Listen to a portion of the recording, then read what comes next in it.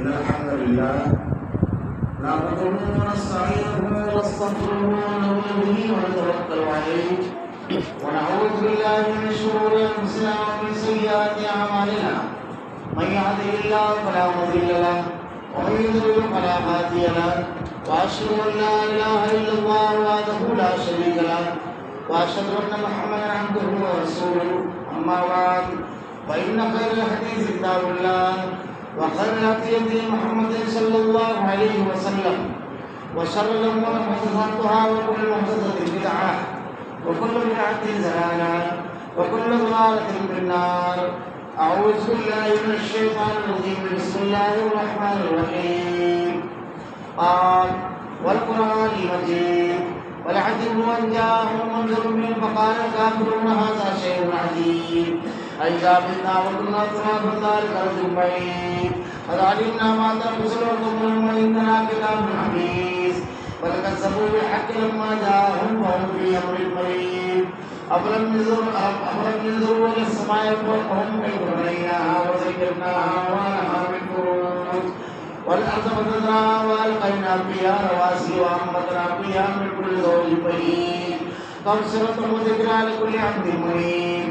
ونزلنا من السماء ماء مباركا فأنبتنا به جنات وحب الحصيد والنخل باسقات لها طلع نضيد رزقا للعباد وأحيينا به بلدة ميتا كذلك الخروج. كذبت قبلهم قوم نوح وأصحاب الرس وثمود وعاد وفرعون وإخوان لوط وأصحاب الأيكة وقوم تبع كل كذبوا الرسل فحق وعيد أفعينا بالخلق الأول ولهم بلبس بالخلق الجديد. قال الله تعالى في القرآن المجيد والفرقان الحميد أعوذ بالله السميع العليم من الشيطان الرجيم. بسم الله الرحمن الرحيم. إذ جاءكم فاسق من أكبر منكم وإذ زاغت الأبصار وبلغت القلوب الحناجر وتظنون بالله الظنونا هنالك ابتلي المؤمنون وزلزلوا زلزالا شديدا وإذ يقول المنافقون والذين في قلوبهم مرض هذا ما وعدنا الله ورسوله إلا غرورا. لقد كان لكم في رسول الله أسوة حسنة لمن كان يرجو الله واليوم الآخر.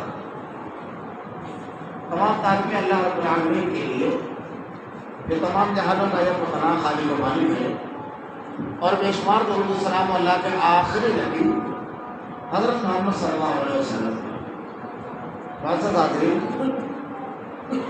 اللہ رب العالمین نے بڑا فضل و کرم، انعام اور احسان ہم پر کیا کہ اللہ نے ہمیں ایک جامع دین عطا فرمایا، ایک ایسا دین کہ ایک بندہ مومن کو زندگی کے کسی بھی مرحلے پر، کسی بھی موقع پر، کسی بھی وقت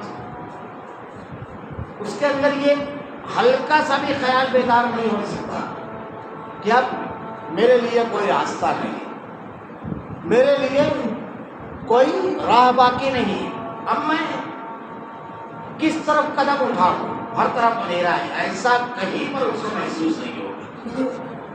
اگر اس کے اندر یہ احساس ہوا، اس کا مطلب یہ ہے کہ اس نے دین کو مکمل طور سے نہیں پڑھا، شریعت کی تعلیمات کو نہیں دیکھا، اللہ کے احکامات پر اس سے نظر نہیں ڈالی، اس لیے وہ ایسا کہہ رہا ہے. میں نے خطبہ مسورہ کے بعد سورہ احزاب کی دو مختلف مقامات کی آیتیں تلاوت کی. ایک پہ اللہ تعالیٰ نے ارشاد فرمایا لقد کان لکم فی رسول اللہ اسوۃ حسنہ، اللہ کے رسول کی زندگی تمہارے لیے بہترین اسوار نمونہ ہے، اس میں بہترین. اللہ کے نبی صلی اللہ علیہ وسلم کی جامعیت یا آپ کی شخصیت کو اللہ نے کتنا جامع کمالات بنایا تھا. اگر اس بات کے لیے صرف اس ایک دلیل کو پیش کیا جائے تو کافی ہے کہ اللہ رب العالمین نے نہ جانے کتنے طبقات سماج میں ہوتے ہیں، عالم بھی ہوتے ہیں، جاہل بھی ہوتے ہیں، غریب بھی ہوتے ہیں، امیر بھی ہوتے ہیں، ضعیف بھی ہوتے ہیں، کم عقل والے بھی ہوتے ہیں، اقتدار والے بھی ہوتے ہیں، ماتحت بھی ہوتے ہیں، طاقتور بھی ہوتے ہیں، کمزور بھی ہوتے ہیں، فوجی بھی ہوتے ہیں، عدالت میں کام کرنے والے بھی ہوتے ہیں، ٹیچرز بھی ہوتے ہیں، تصریف و تعلیم کا کام کرنے والے، میدان ادب میں اپنی خدمات انجام دینے والے مختلف میدانوں میں آپ کو ملیں گے. مزدور بھی ملے گا، مالک بھی ملے گا، گھر کی ذمہ داری اٹھانے والے گھر کے تمام امور کی ذمہ داری سے سبکدوش بچے جوان ہر قسم کے لوگ غور کرنا چاہے آدمی صرف سماج کے طبقات پر ہر طبقے کے لوگوں کے لیے اللہ رب العالمین نے کہا تمہارے لیے اسوہ کرنا ہے. صرف یہی تک بات نہیں ہے. اب آدمی کی زندگی میں مختلف ادوار ہوتے ہیں. کبھی بچپن ہوتا ہے, جوانی ہوتی ہے, بیڑی ہوتی ہے, بڑھاپا ہوتا ہے. گھریلو زندگی مختلف ادوار سے گزرتی ہے. صاحب اولاد ہوتا ہے, بے اولاد ہوتا ہے, صرف بیٹیاں ہیں, صرف بیٹے ہیں, خاندان ہوتا ہے. ہر کسی کے لیے اللہ تعالیٰ نے کہا تمہارے لیے اسوہ کون ہے؟ محمد رسول اللہ صلی اللہ علیہ وسلم کے ساتھ. گھر میں مشکلات بھی آتی ہے, خوشی بھی آتا ہے, غم بھی آتا ہے, ہر مرحلے میں. صرف یہی اتنا نہیں ہے, آپ جماعتوں میں, سماج میں, شہر میں بھی یہ سب پائیں گے. اس سے باہر نکلیے تو قومی زندگی میں یہ پائیں گے کہ کبھی قوموں کے اوپر آزمائش آتی ہے تو پوری قوم بھموڑ دی جاتی ہے, اور کبھی انقلاب آتا ہے اور قوم ترقی کی راہوں پر ہوتی ہے تو ساری دنیا کی قوموں کے سامنے جھک کر سلام کرتی ہے. یہ سارے اخبارات ہیں. اللہ نے کہا تم سب کے لیے اسوہ نمونہ. اللہ کے نبی صلی اللہ علیہ وسلم کو کی ذات کو سب کے لیے اسوہ نمونہ کہا. بہت مختصر انداز میں اگر غور کیا جائے اللہ کے نبی کی سیرت میں آپ کا بچپن دیکھیے. ایک آدمی جب سیرت کا مطالعہ کرتا ہے کہ اللہ رب العالمین نے ان کو اسوہ نمونہ کیوں قرار دیا, ان کے اعمال, ان کے افعال, ان کی ذریعے سے بتائی بھی دین اور شریعت اور احکامات. بچپن دیکھتا ہے اللہ کے نبی صلی اللہ علیہ وسلم کا. اللہ کے رسول صلی اللہ علیہ وسلم در یتیم پیدا ہوئے. آپ بچپن ہی میں پیدائش سے پہلے آپ کے باپ کا سہارا ہوئی ہے. آپ کے دنیا سے آنے سے پہلے ہی آپ کے والد محترم حضرت عبداللہ کی وفات ہو گئی. آپ دنیا میں آئے بچے تھے, معصوم چھوٹے بچے, آپ کی والدہ اس دنیا سے رخصت ہو گئی. ذرا سا غور کرے, آدمی سیرت پڑھے. اللہ کے نبی صلی اللہ علیہ وسلم بالکل بے سہارا, لیکن آپ پوری سیرت میں واقعہ نہیں بتا سکتے کہ مجھ کو تو کوئی ٹیکا دینے والا نہیں, میری تو کوئی رہبری کرنے والا نہیں, مجھ کو تو کوئی سہارا دینے والا نہیں, میرا کوئی اپنا نہیں, کوئی میرا صاحبان نہیں, مشکلات میں سینہ تان کر اس تکلیف کے سامنے کھڑا ہو جانے والا باپ نہیں, میرا دست و بازو اور بھائی نہیں. یہ سب نہیں کہا کبھی زندگی میں. مردانہ وار مقابلہ کیا حالات کا. پڑھ جائیے سیرت. مردانہ وار, کبھی حالات کی ستم ظریفی کا شکوہ نہیں, مشکلات کا شکوہ نہیں, مردانہ وار مقابلہ. آج زندگی کے مختلف میدانوں میں ہم اپنے آپ پر غور کریں, من حیثیت الجماعت, من حیثیت القوم, من حیثیت الفرد. صرف فرد کی بھی حیثیت سے کتنے موڑ ہوتے ہیں ہماری زندگی کہ آدمی حوصلہ ہو جاتا ہے, آدمی شکوے کرنے لگتا ہے, خود پر جو اللہ نے صلاحیتیں دی ہے اس پر انحصار کر کے جدوجہد اور کوشش کرنے کی ہو جائے. دینی معاملات میں دیکھیے ہمارا معاملہ کیا ہوتا ہے, جماعتوں کے معاملے میں دیکھیے ہماری اپنی ایکٹیویٹیز کیا ہوتی ہے. ہم اکیلا کیا کر سکتا ہوں, میرے کرنے سے کیا ہوگا, ارے اتنا زبردست تو بگاڑ ہے, اس میں انقلاب کیسے برپا ہوگا. اللہ کے نبی کی سیرت پڑھیے, سیرت. اللہ کے رسول صلی اللہ علیہ وسلم کی تعلیمات پڑھیے. اللہ کے نبی صلی اللہ علیہ وسلم نے اللہ تعالیٰ نے ارشاد فرمایا, آپ کو ہدایت نہیں تھی, کیا ہوا, گلا شکوہ کیا, ارے مجھ کو تو پڑھایا نہیں ہے, میں لکھا پڑھا نہیں ہوں, تعلیم نہیں ہے. ہمارے یہاں قبلہ بھی کہتے ہیں کیسے تحقیق کریں, میرے پاس مصروفیت نہیں ہے دعوت کا کام کرنے کی, دین کی فکر کرنے کی, لوگوں کی اصلاح کرنے کی. اللہ کے نبی نے یہ نہیں کہا. قرآن پڑھیے, وَوَجَدَكَ ضَالًّا فَهَدَىٰ, ہم نے تجھ کو اپنی راہ میں سرگردہ پایا, تحقیق کی, متراشی پایا. ہم دار حرام میں جا کر بیٹھتے تھے, اسی لیے کس نے پیدا کیا, کیوں پیدا کیا, میری زندگی کا مقصد کیا ہے, آپ تلاش میں تھے. اللہ نے کہا وَوَجَدَكَ ضَالًّا فَهَدَىٰ, میں نے تجھ کو اپنی راہ میں سرگردہ پایا, تجھے ہدایت دی. محمد جلدی میں پڑھا تھا, ہر محمد سائل اللہ, ڈپریشن بہترین علاج ہے اس میں عنایت ہو. پڑھیے, گلا شکوہ نہیں ملے گا. پھر اس کے بعد سیرت پڑھتے جائیے اللہ کے نبی کی, کیسے واقعات, کیسے حالات ہیں.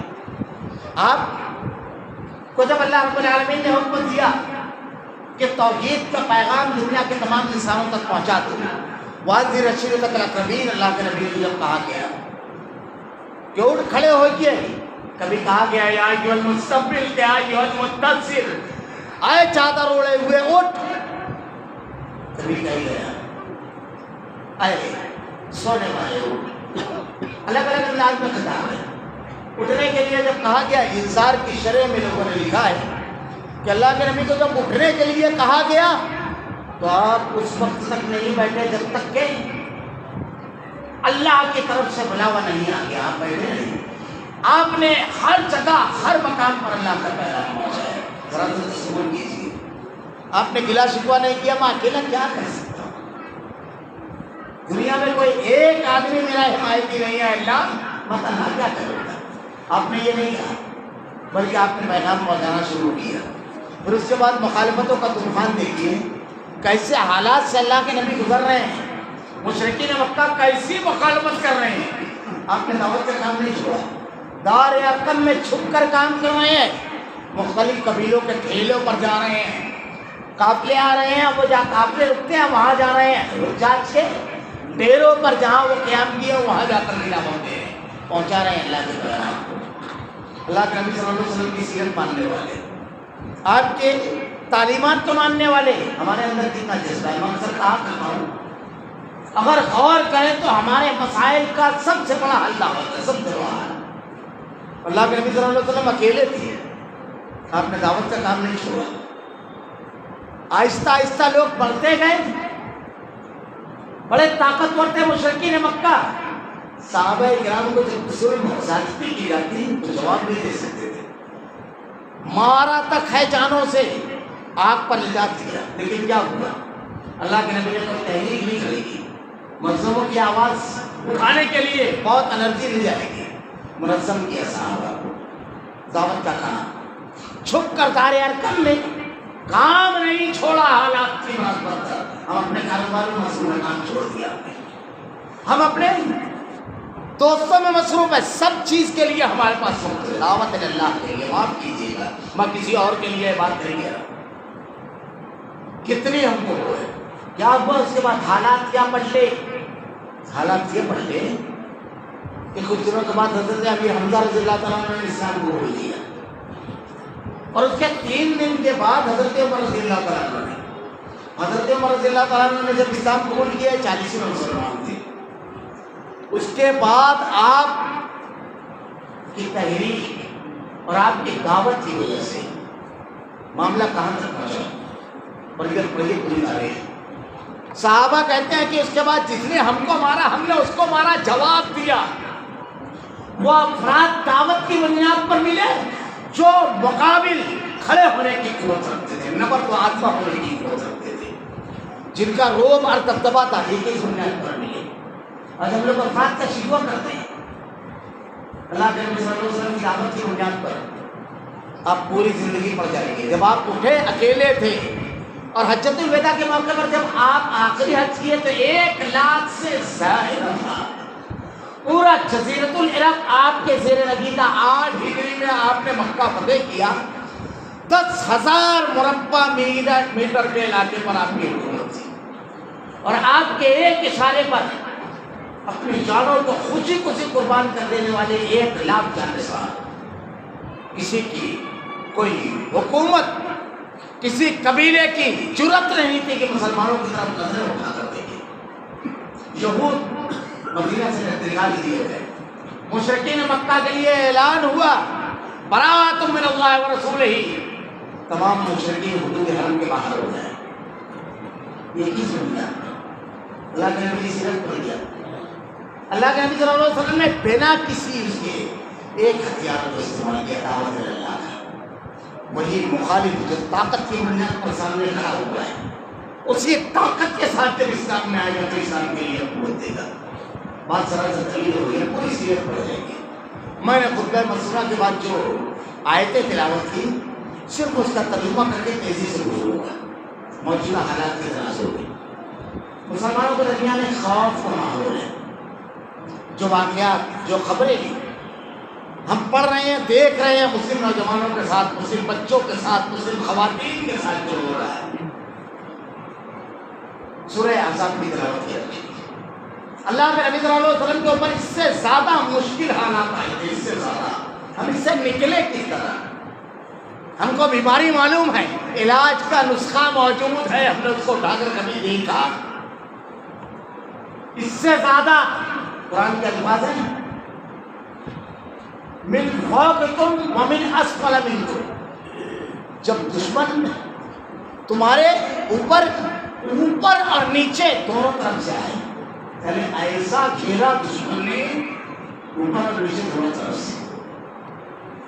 وَإِذْ زَاغَتِ الْأَبْصَارُ وَبَلَغَتِ الْقُلُوبُ الْحَنَاجِرَ وَتَظُنُّونَ بِاللَّهِ الظُّنُونَ، تمہارے دل حلق میں آ کر اٹک گئے اور تم اللہ کے بارے میں طرح طرح کا گمان کرنے لگے۔ هُنَالِكَ ابْتُلِيَ الْمُؤْمِنُونَ وَزُلْزِلُوا زِلْزَالًا شَدِيدًا، اہل ایمان بھموڑ دیے گئے، ہلا دیے گئے۔ وَإِذْ يَقُولُ الْمُنَافِقُونَ وَالَّذِينَ فِي قُلُوبِهِم مَرَضٌ، منافقین جن کے دلوں میں بیماری تھی انہوں نے کیا کہا؟ هَذَا مَا وَعَدَنَا اللَّهُ وَرَسُولُهُ إِلَّا غُرُورًا، اسی کا وعدہ اللہ اور اس کے رسول نے کیا تھا۔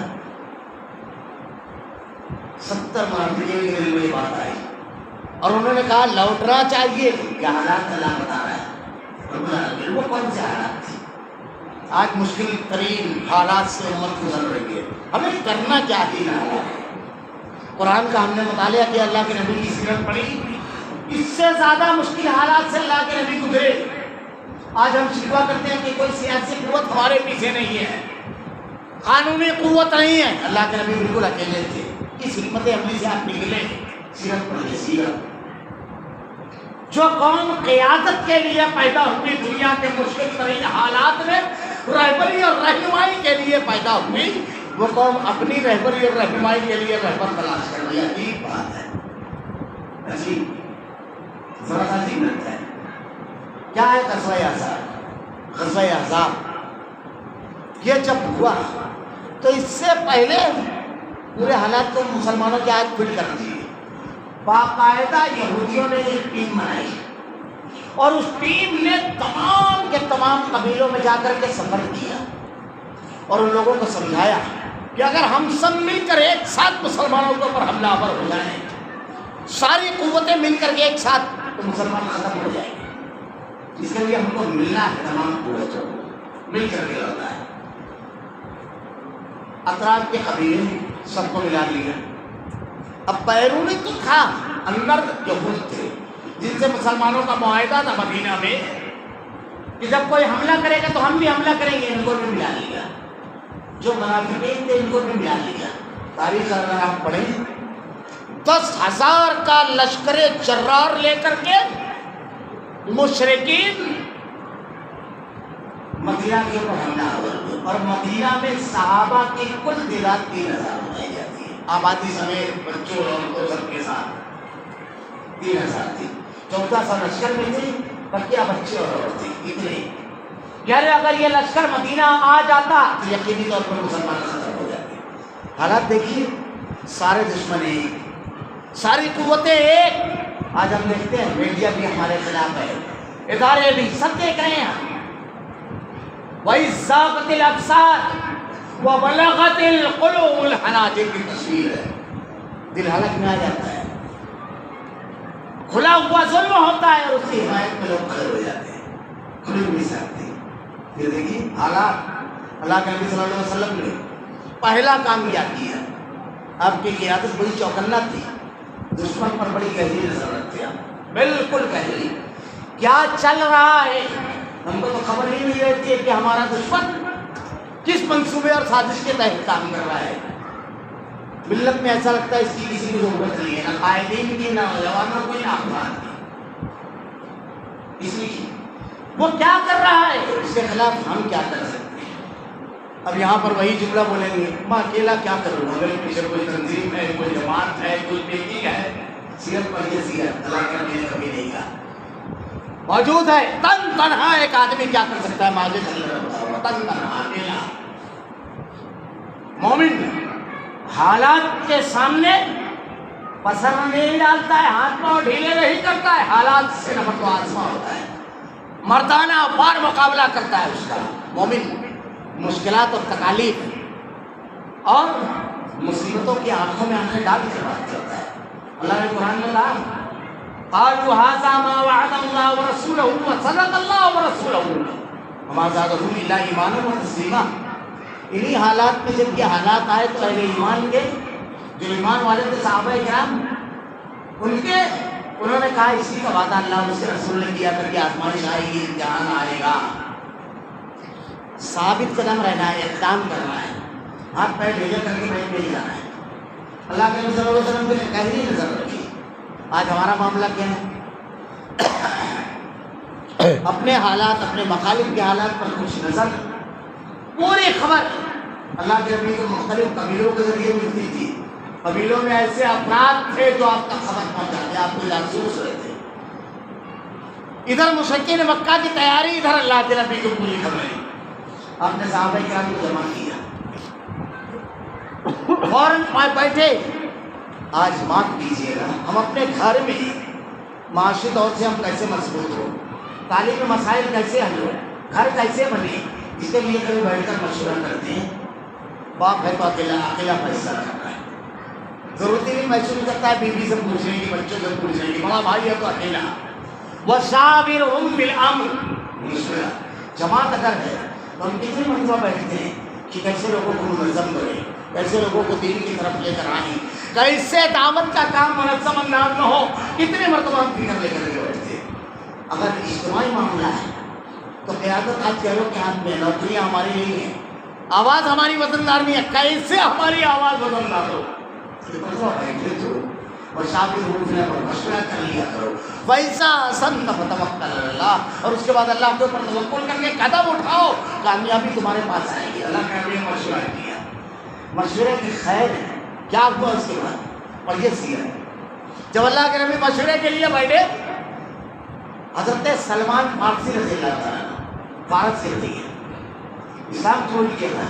صحابہ میں سب سے طویل عمر انہیں کی ہے، لمبی، تقریباً 250 سال کی عمر تھی، سب سے لمبی عمر. انہوں نے کہا کہ جب ہمارے یہاں فارس میں کوئی قوم حملہ کرتی تھی تو ہم لوگ خندق کھود کر کے اپنے آپ کو اس کے اندر کر لیتے. سیرت پر یہ سیرت اللہ ہم کو توفیق دے ہم سیرت پڑھیں.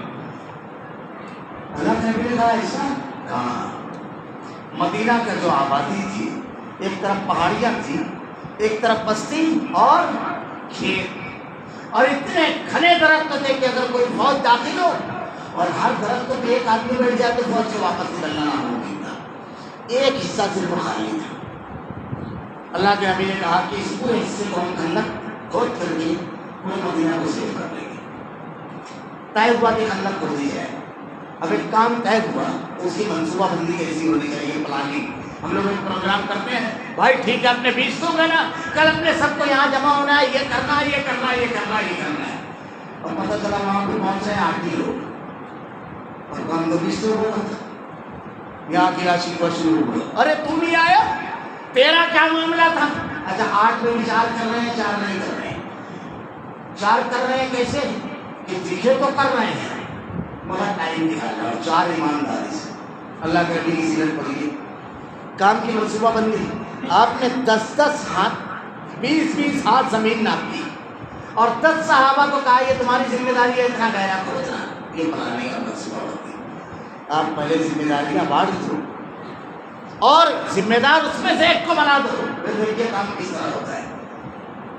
معلوم ہے سیرت پڑھیے. سیرت صحابہ کرام کے پاس مٹی نکالنے کے لیے برتن جو گھمیلا ہوتا ہے وہ نہیں تھا.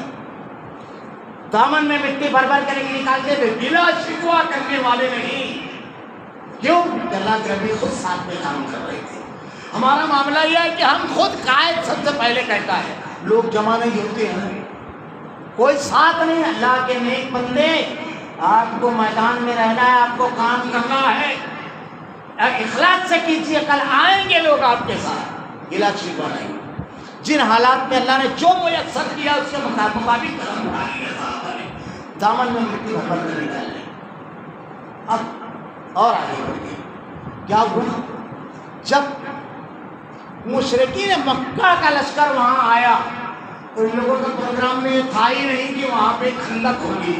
یہ تو سوچ کر آئے تھے 10,000 کا لشکر جماعت ہے، جائیں گے بس آدھا ایک دن کے اندر پورا معاملہ ختم کر کے واپس آ جائیں گے. تو نہ انہوں نے سردی کا موسم کا وہ انتظام سے نکلے، نہ 10,000 کے لشکر کو کھانا کھلانا پڑے گا مہینوں، وہ انتظام وہ سب ان کے پروگرام میں تھا ہی نہیں۔ اب جب لشکر لے کر کے پہنچے اور سامنے خندق دیکھی تو خندق یہ منصوبہ بندی ہے، دشمن کے دماغ میں بھی نہیں آنا چاہیے کہ یہ ہو سکتا ہے 10,000 کا لشکر، اب کھانا کیسے کھلائیں ان کو، سردی کا تو سامان لے کر نہیں آئے، پورا منصوبہ ایک چھوٹے سے منصوبے سے آپ کی پروگرامنگ اور آپ کی چال ایسی ہونا چاہیے۔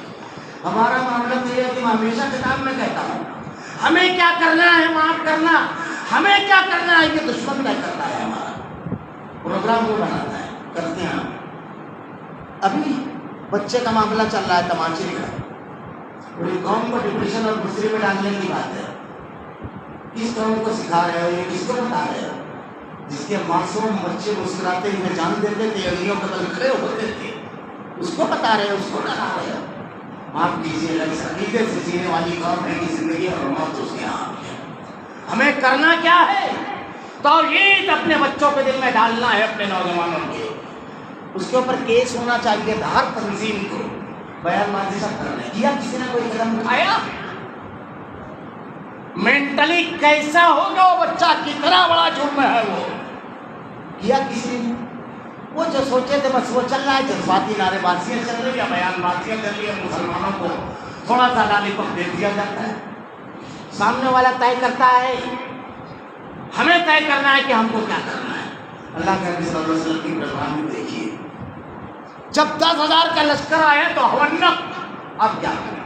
میں بہت مختصر میں بات کر رہا ہوں، خطبے میں وقت نہیں ہوتا ہے، ورنہ یہ ایک غزوہ احزاب موجودہ حالات سے نکلنے کے سارے ضابطے، میں اکثر کہتا ہوں انسانی سائیکالوجی، نفسیات پر دنیا کی سب سے دلچسپ کتاب قرآن ہے، سب سے دلچسپ، اس لیے کہ اس کا سبجیکٹ تو انسان ہے، اور نفسیات کی جنگ کا آج کا دور ہے، خوف کی نفسیات، کمزوری کی نفسیات، بے حیثیت ہونے کی نفسیات پیدا کرنا دشمن ہے۔ اللہ کا نبی پڑھیے، غزوہ احزاب میں یہ پوری نفسیاتی جنگ ملے گی آپ کو، پوری ہر چیز کا جواب ملے گا، ہر چیز کا، کبھی خوف سے کرو، حالات کے سامنے کبھی حوصلہ نہیں آ رہا۔ یا حضرت موسیٰ علیہ السلام پوری قوم کو لے کر کے پہنچے، سامنے ٹھاٹے مارتا ہوا دریا، پیچھے فرعون کا لشکر، کون فرعون؟ جو معصوم بچوں کو نہیں چھوڑتا، پیدا ہوتے تھے اور مار دیتا، وہ ان کو چھوڑے گا؟ کہا اے موسیٰ، اب علیہ السلام جرم عمل ہو گیا، پہلے ہی اس کے مظالم کم نہیں تھے، اب تو فرار کا ایک اور قلم بڑھ گئی ہے، اب ہم تو ہمیشہ تیری وجہ سے پریشانی میں رہے، جیسے آج ہمارے یہاں لوگ بولنے لگتے ہیں نا، اس کی وجہ سے مسلمان پریشان ہے، اس کی مسلمان ہی کو تانا دینا، حوصلہ نہیں دیتے ہیں، سامنے والے کو غلط نہیں کہتے ہیں۔ آج تو صورتحال ایسی ہے، واٹس ایپ اور فیس بک، اپنی قوم کو مجرم کے کٹہرے میں ڈالنا، اپنی قوم پر الزام دینا عام ہے۔ میں بیان کرتا ہوں، ابھی میں پیچھے، میں نے یہاں کہا یا نہیں مجھے یاد نہیں، ایک واٹس ایپ پر ایک تصویر آئی، ذہنی دیوالیہ پن دیکھیے، دیوالیہ پن، کسی بدھ مذہب کی عبادت گاہ کی تھی، یہ تعلیم گاہ کی، اس کے باہر چپل بہت ترتیب سے رکھے ہوئے، بڑے ترتیب کے ساتھ اس کی تصویر تھی، اور اسی کے بازو میں مسجد تھی، مسجد کے باہر چپل، میری قوم میں جانتا ہوں پیسے اتارتے ہیں لوگ، کہیں بھی اتارے چلے جائیں، جانتے ہیں ہماری قوم، یہ دونوں تصویریں دی ہوئی تھی، دیکھو یہ اور وہ۔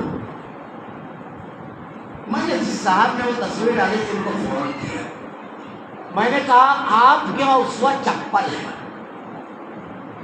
آپ نے اس کی تصویر ڈالی، ذرا مسجد کے اندر تو آتے، دیکھتے یہاں امیر اور غریب کیسے آجو بازو میں کھڑا ہے، بڑے سے بڑا آدمی اور چھوٹے سے چھوٹا آدمی ایک ساتھ کھڑے ہیں، ذرا ہماری صفوں کو دیکھتے ہیں۔ اسلام نے زندہ انسانوں کو اسوہ بنایا، مردہ چپلوں کو نہیں، تیرا اسوہ ہی ہے، لیکن ہماری قوم ان چپلوں کے ذریعے اپنی قوم کو بنا دے گی۔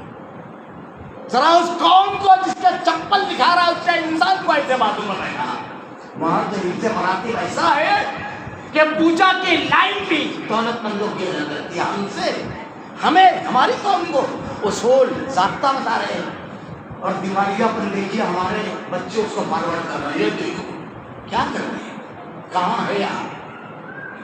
تدبر کیا؟ تمہارا تعلق کس قوم سے ہے؟ 24 گھنٹہ باوضو پاک رہنے والی، دن میں 5 وقت وضو کرنے والی. ہم سے ایک بہت بڑے ڈاکٹر کہنے لگے کہ ان کو ان کے اسی کے لیول کے آج لوگ خبر ہوتی ہے، کہا ہماری خواتین کے بدن سے بدبو نہیں جاتی، پرفیوم نہ جانے کتنے قیمتی پاؤڈر اور یہ سب استعمال کرتے ہیں، بدبو آتی ہے ان کے قریب. بس صبح کے ٹائم میں تھوڑا سا رہتا ہے، مگر دوپہر سے جو بدبو شروع ہوتی ہے تو آپ کی طبیعت نہیں ہوتی ہے. تو ہنسنے لگے، یہ مسلم تھے، کہاں کچھ سنتے ہو؟ بولے ہماری خواتین نے کہا کہ آپ کے گھر کی خواتین کی اللہ کو بدبو کے ہماری خواتین نے کہا. تو ہنسنے لگے، کہا وہ پانی استعمال کرتی ہے جب فراغت کے لیے جاتی ہے پیشاب پاخانے کے لیے، اس لیے بدبو نہیں کی. اب ان پیشاب خانوں میں جائیے جہاں پانی نہیں ڈالا جاتا ہے، بس پیشاب خانے میں بدبو کا فرق آپ کو سمجھ میں آ جائے گا. پیشاب سے پہلے الٹی ہو جاتی ہے، ان کا پیشاب خانوں میں جہاں پانی استعمال نہیں ہوتا ہے، پبلک ہوتے ہیں لوگ، ریلوے اسٹیشن اور بس اسٹینڈ بڑھا جاتے ہیں. تو انسان بھی ایسے ہی ہو جاتے ہیں. ہمارے لیے اس کو دوسرے رہیں گے جن کو پہننے اور اوڑھنے اپنے بدن کی صفائی کی تمیز کا سبب بھی ہم نے دیا. صبح سو کر اٹھتے اللہ کے نبی نے کہا کہیں ہاتھ کا ڈالنا جب تک دھونا نہیں لگے. پاکی کا تصور ایسا کہ اگر پانی نہ ملے تو تیمم، لیکن پاکی کا تصور نہ ٹوٹنے پائے. ہمیں ڈسپلن اور اصول. جارج پنجم بیٹھا ہوا ہے، ہندوستان میں دورے پر آیا، ذرا سا صحیح دیوالیہ پن ختم ہونا چاہیے، بہت ضروری ہے. ہم قائد ہیں، ہم رہبر ہیں، ہم رہنمائی کے لیے دنیا کے پیدا ہوئے ہیں. کیوں کہ ایسا دین ہمارے پاس ہے جو ساری دنیا کے مسائل کے انسانوں کے مسائل کا الگ یاد رکھیے، جس کو سمجھنا بہت ضروری ہے. جب وہ آیا تو بیٹھے ہوئے تھے سب، یہ حیدرآباد کی بات تھی، عشائیہ اسرانہ تھا، لیٹ ہو گیا تھا، بیٹھے تھے سب. اچانک اذان ہوئی، رمضان مبارک کا مہینہ، سب نے ایک ساتھ کھانا شروع کیا. وہ کہتا ہے گڈ آرمی ڈسپلن. ایک عالم بیٹھے ہوئے تھے، کہتے ہیں نو آرمی ڈسپلن. یہ فوجی ڈسپلن نہیں ہے، یہ تو اسلام کی تعلیم ہے. تو کہتا ہے شاید دنیا کا یہ پہلا مذہب ہے جس نے ایسا اتحاد دسترخوان پر دیا. تو ہمیں بتا رہا ہے ڈسپلن. ہمیں دنیا میں کوئی قوم نہیں جو ایک ساتھ کھانا شروع کرے ایک ساتھ کھانا ختم ہے. ہم کو ڈسپلن سکھائیں گے، غیروں سے آپ سیکھ رہے ہیں. اللہ کے نبی نے پیشاب اور پاخانے کا طریقہ بتایا. یہودی کہتا ہے تمہارا نبی وہ ہے جو پیشاب اور پاخانے کا طریقہ بھی بتاتا ہے. حضرت سلمان فارسی رضی اللہ تعالیٰ عنہ کہتے ہیں ہمارا بات یہ ہمارے لیے فخر کی بات ہے. اللہ نے جو نبی بھیجا وہ اتنی چھوٹی بات میں بھی ہم کو نہیں چھوڑا. یہاں بھی ہماری رہنمائی کی. کپڑا پہننا ہے تو پہلے کون سا پیر داخل کرنا ہے، چپل میں، جوتے میں. مسجد میں پہلا سیدھا قدم، بیت الخلا میں پہلا الٹا قدم. کتنی دوسری آپ کو ضرورت ہے ولی اور رہنمائی کی. اگر میڈیکل ناحیے سے بات کرنے لگو تو مجھ جیسا کم علم آدمی سالوں کہہ سکتا ہے کہ یہ چیز کے فائدے کا ہے. خیر اللہ کے نبی صلی اللہ علیہ وسلم کی سیرت پر. اب دیکھیے کیا ہوا، یہ جو چل رہا ہے اللہ کے نبی نے ان کو پریشان کر دیا. اب اتنے قبیلے کے سرداروں کی سرداری، ذہانت، منصوبہ بندی، پلاننگ ایک نے توڑ کر رکھ دی.